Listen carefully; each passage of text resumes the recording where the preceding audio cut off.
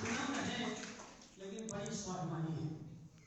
तो इनकी विनम्रता और इनका स्वाभिमान दोनों हमारे लिए बहुत ही अनुकरणीय है। और जब इनको देखता हूँ तो ऐसा लगता है कि भोजपुरी के इन लोकगीतों में जिनका दस्तावेज के रूप में यहाँ पर इन्होंने कार्य किया है, तो वहाँ जो स्त्रियों का चित्रण है, स्त्रियों का जीवन है, उससे चंपा जी तक आते आते भारतीय स्त्री ने, खास करके भोजपुरी जनपद की स्त्री ने अपनी मुक्ति की दिशा में कितना विकास किया है। और यह विकास केवल दूरी तय करने के संदर्भ में नहीं है, बल्कि विस्थापन के संदर्भ में भी है। और लगता है कि जो चंपा सिंह भारतीय स्त्री की एक रूपक के रूप में हो सकती हैं, तो इसमें 1000 वर्षों की स्त्री के संघर्ष भी समाहित है। और उन संघर्षों से चल करके हम यहाँ तक पहुँचे हैं। इसलिए इनके माध्यम से यहाँ पर उपस्थित जितनी छात्राएं हैं या जो महिलाएं यहाँ बैठी हुई हैं, सबको मैं अपने भोजपुरी जनपद की ओर से प्रणाम निवेदन करता हूँ, क्योंकि वे सब के सब एक लंबी यात्रा की उपलब्धि नहीं, हमारे विकास की कसौटी भी रही है। अब चंपा जी ने जो गीत इस पुस्तक में संकलित किए हैं, ज्यादातर वे संस्कार गीत हैं, लेकिन भोजपुरी लोकगीतों में व्यक्त जो स्त्री का संसार है उससे कहीं बहुत बड़ा है। और जब मैं ऐसा कहता हूं तो थोड़ा सा उन वैचारिक निष्पत्तियों से मैं आपको जोड़ना चाहूंगा जो किसी भी जनपदीयता के लिए जरूरी है, जिसमें भूमि होती है, जन होता है और उसकी संस्कृति समाहित होती है। कोई भी जनपद, चाहे भोजपुरी जनपद हो चाहे अवध जनपद हो, भूमि, जन और उसकी संस्कृति से ही मिल करके इसके जो त्रिवेणी जो बनती है उससे वो जनपद बनता है। भोजपुरी जनपद की बड़ी विचित्र विडंबना रही है, जिसका जैसे मैंने कहा कि इसमें संकलित गीत उसके थोड़े से हिस्से, वो बहुलांश नहीं है, लेकिन जो है बहुत ही ठोस है। आपको पता होगा कि भोजपुरी जनपद में जो लोकगीतों की परंपरा रही है, उसमें प्रवचन के गीत, सिपहिया गीत और विदेशिया के गीत जैसे अन्य गीत भी समाहित रहे। अर्थात जब प्रवचन की प्रक्रिया 19वीं सदी में शुरू हुई भोजपुरी जनपद से, तब एक तरह का उसमें आप देखेंगे कि सामुदायिकता से मुक्त स्त्री मन की पीड़ा व्यक्त होनी शुरू हुई। जब घर से सामुदायिकता के बंधन से टूट गया और पति प्रवास पर चला जाता है और स्त्री उसकी स्मृति में, उसकी याद में बिलख बिलख करके पुकारती है, वह जो प्रवचन की पीड़ा है उसका एक बहुत ही दर्दनाक पक्ष है, जिसमें जाहिर सी बात है कि इस गीतों की वो कसौटी थी भी नहीं। ऐसे बहुत सारे गीत हैं जो आपको संकलित हैं, जिन पर बहुत सारा पश्चिम से लेकर के भारतीय समाज में आजकल शोध भी हो रहा है, जिसे अल्टरनेटिव मॉडर्निटी कहते हैं, एक तरह का वैकल्पिक आधुनिकता। उसने इन स्रोतों को बहुत जिम्मेदारी से खंगालना शुरू किया है। लेकिन यह जो गीत मैं कहना चाहता हूँ, यहाँ जो गीत शामिल हैं वे सब के सब गीत एक तरह के सामुदायिकता के नाम पर, ये जो संस्कार गीत हैं, वो सामुदायिकता के नाम पर जो वैयक्तिकता होनी चाहिए एक स्त्री की, जो उसका स्वाभिमान होना चाहिए, जो उसकी विचार संपदा होनी चाहिए, उसके अनुपस्थिति के आंसुओं के रूप में यहाँ पर दर्ज किए गए हैं। क्योंकि परिवार सामुदायिक है, सामूहिक है संस्कारों के भीतर, लेकिन तरह तरह की पीड़ा उसके पास है, खास करके बच्चा न होने की पीड़ा, जैसे कहते हैं कि बांझ होने की पीड़ा, तमाम तरह की जो चीजें हैं। इस जो भोजपुरी लोकगीतों का जो स्त्री संसार है जो चंपा जी ने संकलित किया है, वह इस प्रकार से बहुत उल्लेखनीय है। इसमें भावाकुल व्यापकता के जितने स्रोत यहाँ पर दिखाई देते हैं सामुदायिकता के भीतर, स्त्री के वैयक्तिकता, उसके क्षण के, वह कहीं कहीं इन गीतों में पूरी जिम्मेदारी से दिखाई देता है। इस रूप में मैं कहना चाहता हूँ कि इस पुस्तक में भोजपुरी लोकगीतों में, स्त्री संसार में जो संकलित गीत हैं, यह घर के भीतर कैद की गई स्त्री की बेचैनी के गीत हैं, जिनकी दीवारों को तो लांघना चाहती है स्त्री, लेकिन कहीं न कहीं वह मजबूर है, वह लांघने की कोशिश में भी पूरी तरह से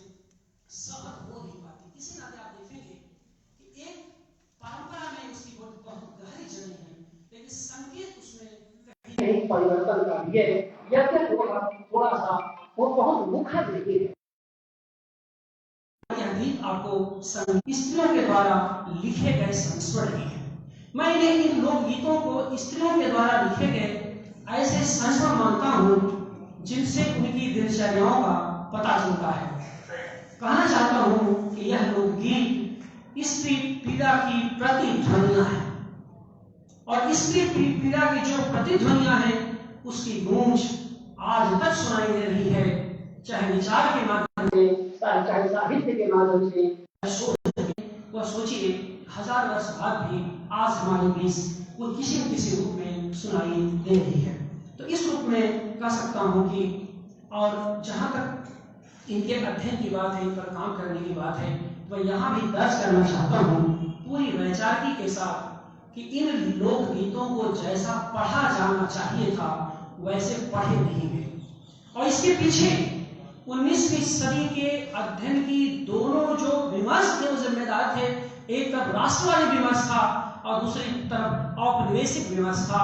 दोनों विमर्शों ने इन लोकगीतों को वैसे नहीं पढ़ा, वैसे डिकोड नहीं किया जैसा इनको करना चाहिए था। राष्ट्रवादी विमर्श जो आया, लोकगीतों का संकलन तो हो रहा था हार्डर के माध्यम से, शायद वो 1892 या 93 की घटना है जब उन्होंने इस पर लोकगीतों का संकलन करके काम किया। देश में, भारतवर्ष में बहुत सारे संकलन हुए। उन लोकगीतों का वैसा अध्ययन नहीं हुआ जैसा होना चाहिए। जो मैं कहना चाहता हूँ इसका मतलब ये है कि राष्ट्रवादी चिंतकों ने ये कहा कि हमारे देश की जो स्त्री है बड़ी मूल्यवान है, बड़ी बहुत पुरुषार्थी है और जो कुछ है बहुत ही सुंदर है, बड़ा ही उल्लेखनीय है और अतीत में जाकर ही हो गया। औपनिवेशिक जो विमर्श वह थे स्त्री के इन लोकगीतों को अलग तरीके से देखा कि स्त्री प्रताड़ित है, स्त्री पीड़ित है और मैं मुक्ति के लिए हमारी यहाँ पर जरूरत है और मैं उसे मोक्ष देना चाहता हूँ। इन दोनों स्थितियों अगर आप देखेंगे तो वह जो अध्ययन था वैसा नहीं हुआ जैसा होना चाहिए था। क्यों? क्योंकि इसमें स्त्री के बुनियादी संघर्ष की कहीं कहीं उपेक्षा हो जाती है और स्त्री के ये बुनियादी संघर्ष अगर भारतीय संस्कृति में आप देखेंगे, खास करके भोजपुरी जनपद में देखेंगे, तो उसका एक और एकमात्र स्रोत भोजपुरी के ये लोकगीत हैं। चाहे बाढ़ के प्रवसन के गीत हो, चाहे पूर्व के आपके जो है एक तरह का सांस्कृतिक गीत हो, यानी जो संस्कार संबंधित गीत हो।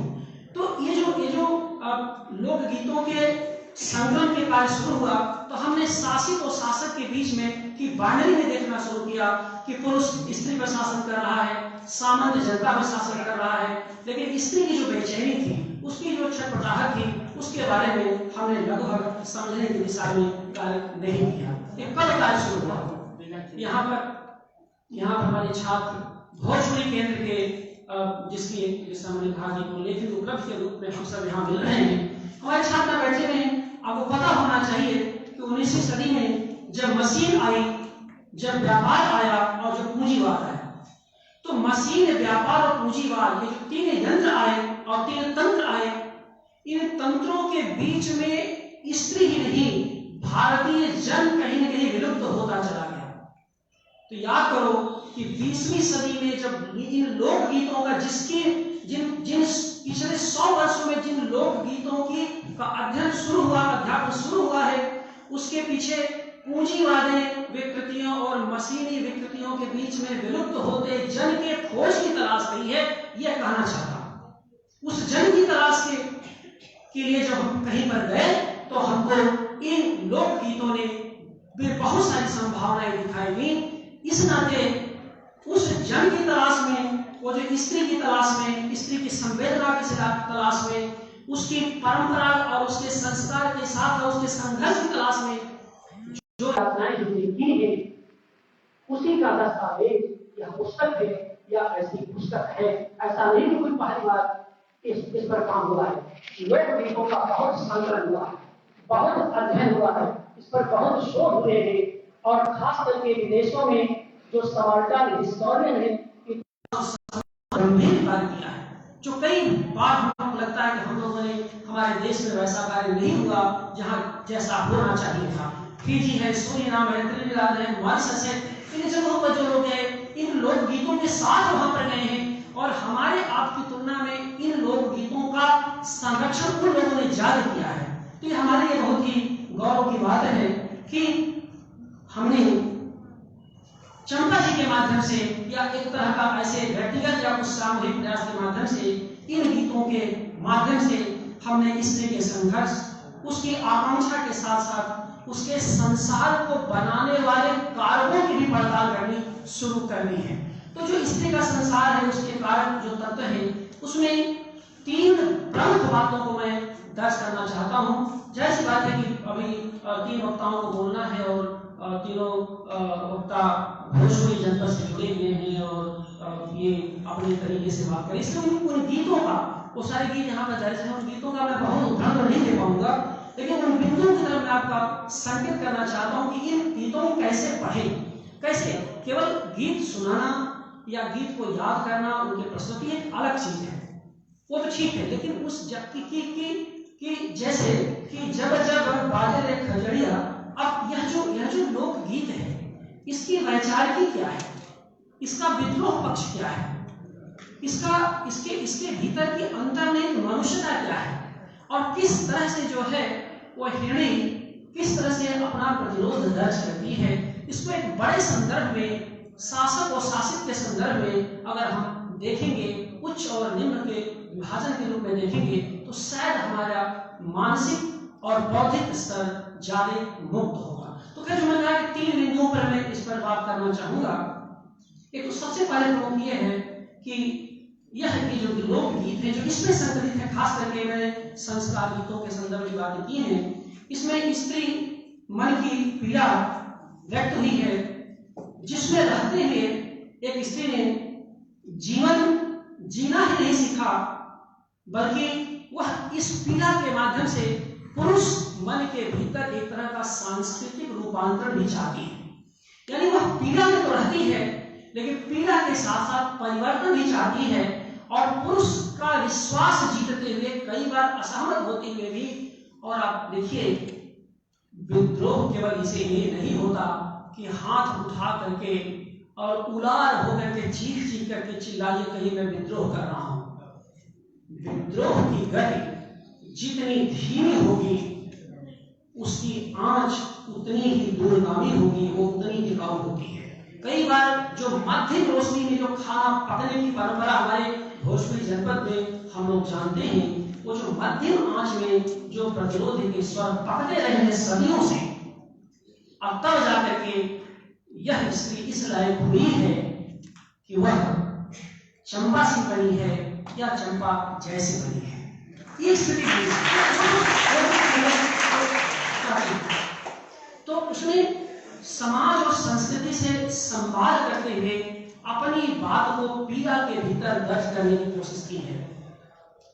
यहाँ पर जो आप छात्र और जो शिक्षक बैठे हैं, आप सब जानते हैं कि महादेवी ने दीपशिखा की भूमिका में बहुत महत्वपूर्ण बात कही है कि मेरे गीत लोक गीतों की धरती पर पले बढ़े, उनकी छाया में उनका विकास हुआ है।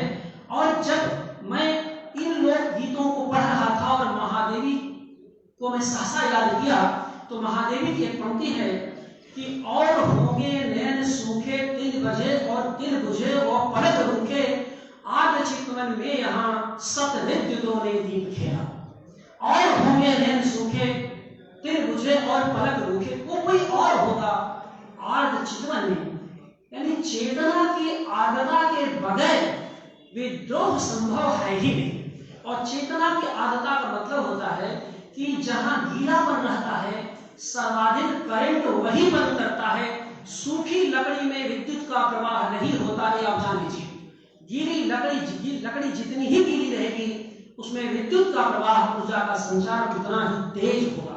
तो आर्द्र चितवन माने चेतना का जिस इतनी आर्द्रता है, इन लोक गीतों की जो प्रतिध्वनि इस तरह से महादेवी में लंबे समय बाद दिखाई दी है, वह इन लोक गीतों का जब आप अध्ययन करेंगे, यानी कहने का मतलब ये कि जब इन लोक गीतों को मैं पढ़ रहा था, तो महादेवी के गीतों को समझने के नए टूल्स मेरे पास आए, नए औजार आए। इसलिए इन गीतों को नए तरीके से पढ़ने के मैं मेरे लिए तरह का एक महत्वपूर्ण पड़ाव रूप में इस पुस्तक को मैं देखता हूँ।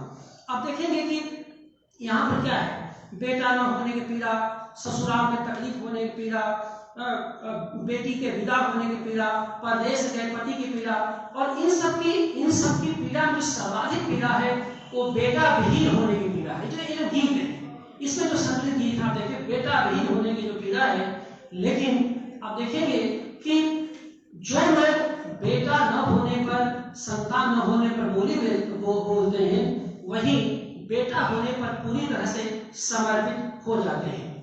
और एक तरह देखेंगे कि भारतीय सामंती वर्ण व्यवस्था की नंगई और उसकी कड़ई को खोल करके एक गीत रख देते हैं प्रकारांतर से स्त्री की पीड़ा के माध्यम से, कि एक सदैव स्त्री तुम्हारे लिए कोई इंडिविजुअल नहीं है, तुम्हारी कोई आइडेंटिटी नहीं है, लेकिन जब वो बच्चा पैदा कर देगी तो तुम्हारे लिए पूज्य हो जाएगी। जीते जी मैंने, जब वो स्वस्थ थी पूरी तरह से, जब आपके काम की थी, तो आपने प्यार किया, दुलार दिया, लंबे समय तक अगर वह संतान विहीन रही तो आपने उपेक्षा किया। लेकिन जब वह संतान पुत्र की प्राप्ति कर ली तो अचानक आप उसके ऊपर बड़े कृपालु हो गए और आपने तरह तरह से उसके प्रति श्रद्धा, उसके प्रति भाव प्रकट करना शुरू कर दिया। यह जो देखिए, कई बार विरोध, जैसे मैंने कहा कि प्रतिरोध या प्रतिवाद कहकर के नहीं होता, यथार्थ का स्वाभाविक चित्रण भी प्रतिरोध का एक स्वरूप हुआ करता है। जैसे प्रेमचंद ने सदगत कहानी में दुखी चमार के बारे में कुछ नहीं कहा है, कोई प्रतिरोध व्यक्त नहीं करता है, मर जाता है और पंडित घासीराम टांग खींचते हुए उसको गांव के बाहर ले जाते हैं। लेकिन आपको पता है कि जब ऐसा होता है तो कितनी गुस्सा लगती है आपके भीतर। प्रेमचंद उसका कोई निष्कर्ष नहीं देते, लेकिन जब हम लोग कक्षा में पढ़ाते हैं तो गुस्सा लगती है कि कम से कम हम कुछ भी हो, लेकिन पंडित घासीराम कभी न बने, कम से कम हमारे लिए, हमारे आत्ममुक्ति के लिए वह एक बड़ी चीज होती है। तो ये जो लोकगीत हैं हमारे पास जब आए हैं, ये बताते हैं कि कम से कम हम खुद के रूप में स्त्री के लिए वैसी जगड़बंदी न बने जैसा कि भारतीय स्त्री ने एक लंबी यात्रा में तोड़ करके हमारे तक पहुंची है। तो इस रूप में मैंने कहा कि ये सब सारी चीजें हैं। अब इसमें आप देखेंगे कि एक गीत में एक बार स्त्री दूसरे से अपने पुत्र को देने को कहती है, इस पर वह मना कर देती है। अब एक गीत है और उसके कुछ एक दो पंक्तियां उधर करके आगे में बढ़ूंगा। इस पर वह जो मना कर देती है कि एक माँ स्त्री है, उसको बच्चा नहीं है, दूसरी स्त्री के पास जाती है और वो कहती है हमें अपना बच्चा दे दो। कहती है बच्चा क्यों दे दो, तुम ऐसा करो कि बढ़ई से एक तरह का लकड़ी के पुतले का लड़का बना लो और लकड़ी के पुतले का लड़का बना के उसको चूमो चाटो, उसी से तुम्हारा काम चल जाएगा। अब यह जो तंज है, यह जो दंश है, जो पीड़ा है, यह आप देखिएगा कि और किस तरह से, और वह स्त्री इतनी व्याकुल है उस भारतीय सामंती समाज की संरचना में कि वह उसको उपटन लगाना कोशिश करती है, उसकी सेवा शुरू करती है, उसकी बहुत सारे जैसे शिशु की एक माँ सेवा करती है और तब ही सब कुछ के बाद वो चुम्मा लेती है, बच्चे को पुचकारती है, लेकिन बच्चे की भीतर से कोई आवाज नहीं आती क्योंकि वह तो लकड़ी का पुतला है, कहां से आवाज आए। वो भावाकुलता देखिए। तो इस गीत में जो स्त्री की आकांक्षा तो ध्वनित होती है, रोने और कराहने पर जिस तरह से जोर दिया गया है वह अजीब है। और आखिर है कि अब एक सोहर पे दिया है उसकी तेल लगावली फूल लवानयन भारी काजरा हो, बहनी उलटी पलटी चुमाली हरी पुतलिया नहीं बोलही हो। अब आखिर पर देखिए, पुतली रोई के जो तू सुनती उतरती लोग पुत भगती न हो, चलिया अपन बलक तू ही दे तू तजिया जुड़ई दिन हो। इसे गद्य के स्वरूप में आप पा ही नहीं सकते, इसे काव्य के स्वरूप में ही पाने में आप सक्षम होंगे। तो आप देखें कि एक तरह से एक बांझ औरत काठ से बने पुतले को ही पुत्र मानकर प्यार करती है और उससे रोने की अपेक्षा करती है कि उसमें प्राण प्रतिष्ठा हो जाए, इस पीड़ा का एक पक्ष स्त्री का काट हो जाना है तो दूसरे का पक्ष प्रतिरोध की उपस्थिति को दर्ज करना है कि लो तुम्हें बच्चा चाहिए, लो काठ का बच्चा तुम्हें मैं अर्पित करती हूँ। तो ये जो ध्वनि है, मुझे लगता है कि ये जो पीड़ा का पक्ष है इस रूप में यहाँ पर आया है। दूसरा आप देखेंगे कि इन लोक गीतों में अगर इनको पढ़ेंगे तो स्वप्न कथा, ये जो स्त्रियां हैं अपनी आकांक्षा की पूर्ति के लिए स्वप्न कथा का निर्माण करती हैं। प्रतिरोध का एक आप देखिए मध्यकाल में जो है, क्योंकि हिंदी के बहुत सारे शिक्षक छात्र बैठे हुए हैं, मध्यकालीन भक्ति साहित्य में यूटोपिया की जो अवधारणा है वह एक तरह का आप देखेंगे बड़े स्वाभाविक रूप से सामंती जो जीवन था, यानी सामंतवाद के प्रति बहुत मध्यम आंच में पकता हुआ प्रतिवाद था, क्योंकि उनको पता था कि यह चूंकि इस समय संभव नहीं है, इसलिए चाहे बेगमपुरा का हो, चाहे राम राज्य तुलसी का हो, ये सब एक यूटोपिया की जो स्वप्न कथाएं चलती है, कभी ये मिल जाएगा। मध्यकालीन जो भक्ति साहित्य है ये भी जान लीजिए वह लोक गीतों से, लोक जीवन से बहुत गहरे जुड़ा हुआ था, और लोक जीवन के ये जो लोक गीत हैं उनसे वह साहित्य गहरे जुड़ा ही नहीं था, उसके लेखक भी बहुत गहरे उससे प्रभावित थे। धीरे धीरे करके आगे चलकर आधुनिकता के साथ जब हिंदी साहित्य अपने जनपदीय साहित्य से विलग होता चला गया तो वह वैसे ही निष्प्राण होता चला गया। इसी नाते आप देखेंगे कि आज भी हिंदी का या भारतीय साहित्य का वह हिस्सा जो अपने लोक जीवन से जुड़ा हुआ है, जो लोक तत्वों से आपूरित है, वह आज भी पूरी परंपरा में केंद्रीयता को प्राप्त है। नगर से जुड़ा हुआ विमर्श या साहित्य आज भी अपनी केंद्रीयता को प्राप्त नहीं हो पाया, चाहे हिंदी कविता की बात कहें, चाहे हिंदी कथा जगत की बात कहें, पूरी परंपरा में बहुत सारे खंडित स्थितियां आई, लेकिन वो आज तक टूटा नहीं है। इस बात को समझने की जरूरत है कि अपने लोक से, अपने लोक यथार्थ से, अपने भूमि से, जन से, जनपद से जुड़ करके जो संस्कृति निर्मित होती है वह हमें कहीं कहीं बहुत महत्वपूर्ण अदा करती है। तो जो स्वप्न लोक की बात है वह आप देखेंगे कि इस स्वप्न लोक में महत्वपूर्ण बात यह है कि एक तरह से गरीबी से मुक्ति का उपाय है, तो दूसरी तरफ उसके बांझ होने की पीड़ा से भी मुक्ति है। अब इसमें एक लोकगीत है जिसमें बच्चा केवल इस नाते डरता है कि माँ तुम्हारी कोख से मैं जन्म ले लूंगा तो तुम कैसे परवरिश करोगी। अब सोचिए कितना बड़ा दबाव है समाज का कि तुम गरीब हो, यानी बच्चा भी पूछ करके, धरती पर क्या कभी कोई बच्चा पूछ करके पैदा होता है क्या? लेकिन लोकगीत में बच्चा के पूछने की जो स्वप्न कथा है उसके माध्यम से एक तरह का यथार्थ का चित्रण भी है और उस वस्तु स्थिति का प्रतिवाद भी है। और इसमें आप देखेंगे कि तो वो बार बार मां कहती है कि कोई बात नहीं, तुमको वो कहता है तुम जब पैदा होंगे तुम रेत बे करोगी। जैसे कि देखिए गरीब और अमीर का जो विभाजन यहाँ पर है कि मैं तुम्हारे घर पैदा हो जाऊंगा तो तुम रे बेते करोगी, तो उस गीत में माँ कहती है नहीं तुम आओ तो सही, मेरी कोख को भर दो, मैं तुम्हें लालन कह करके पुकारूंगी, टूटही खटिया की जगह मैं तुम्हें लाल पलंग पर सुनाऊंगी। टूटही खटिया बनाम लाल पलंग, रे वे बनाम लालन, यह जो बाइनरी है इसमें एक गीत है, गीत 54 है, उसको ये है, इसमें इस तरह की बरसहु है देव बरसहु बरसी सुनाना हो, देव बरसहु जवहीं के रखे तक उगा के जुड़वा न हो, जन्म हुए प्रभु जन्म हो मुहि दुखिया घर न हो, बाबुल उजरत न करिया मसावा मयरिया जुड़वा न हो। इस तरह का चित्र है,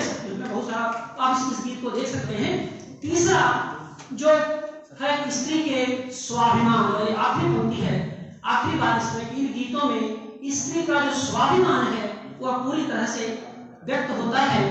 धगड़ी जो नार काटने वाली स्त्री है, उसका जब राजा के यहाँ, मालिक के यहाँ कहीं जब बच्चा पैदा होने वाला होता है तो धगड़ी को बुलाया जाता है और वो कहती ना ना ना ना ना, हम ऐसे तो नहीं जाएंगे।